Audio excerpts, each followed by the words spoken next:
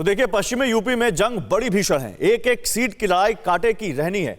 अपने अपने हक में समीकरण बिठाए जा रहे हैं। बीजेपी 2017 दोहराना चाहती है। समाजवादी गठबंधन पहले और दूसरे चरण में ही मोमेंटम अपने पक्ष में शिफ्ट करने की कोशिश में है।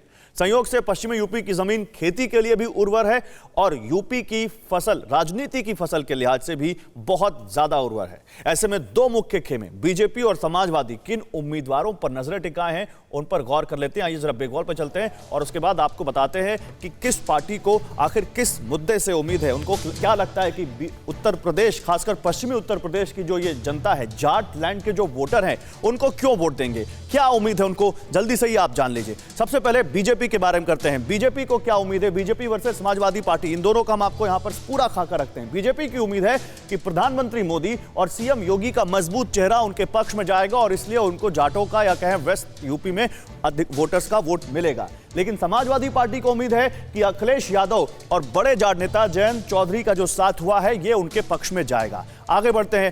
कानून वापसी से किसानों की नाराजगी कम होगी, एक बीजेपी को उम्मीद है। किसान कानूनों को लेकर बीजेपी के खिलाफ एक माहौल बनता दिख रहा था, लेकिन क्योंकि चुनाव से कुछ दिन पहले किसान कानून वापस लिया गया, इसलिए उम्मीद है बीजेपी को कि गुस्सा किसानों का कम होगा। लेकिन समाजवादी पार्टी के गठबंधन को क्या उम्मीद है? वो कह रहे हैं किसान आंदोलन से एक वर्ग में असंतोष पैदा हुआ है और इसका फायदा उनको मिलेगा। आगे बढ़ते हैं। बीएसपी के होने से त्रिकोणीय मुकाबले की स्थिति है और बीजेपी को लगता है कि इससे उनको फायदा होगा। अगर बीएसपी के कैंडिडेट्स अच्छा प्रदर्शन करते हैं तो जरूर वो इस गठबंधन के वोट काटेंगे।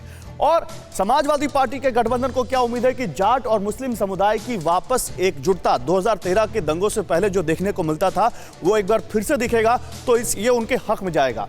बीजेपी को उम्मीद है कि हिंदू मुस्लिम आधार पर वोटों का ध्रुवीकरण हो सकता है और ये उनके लिए बड़ा मुफीद होता है।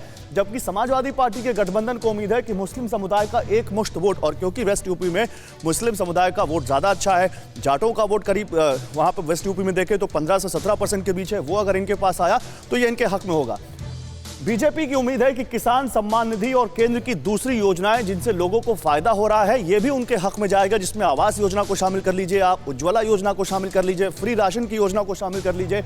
लेकिन समाजवादी पार्टी क्या कह रही है? क्योंकि गन्ने का बहुत बड़ा चंक है यहाँ की खेती में वेस्ट यूपी में, और गन्ने के भुगतान में देरी और छुट्टा पशुओं की जो समस्या है, ये समाजवादी पार्टी के हक में जाएगा और ये बीजेपी के अगेंस्ट जा सकता है। तो ये जो मुद्दे अपने अपने हैं इन दोनों पार्टियों के या इन दोनों गठबंधनों के, वो अपने अपने तरीके से वोटर्स के सामने रख रहे हैं और उम्मीद कर रहे हैं कि उनको इस मुद्दे पर वोटर्स वोट देंगे।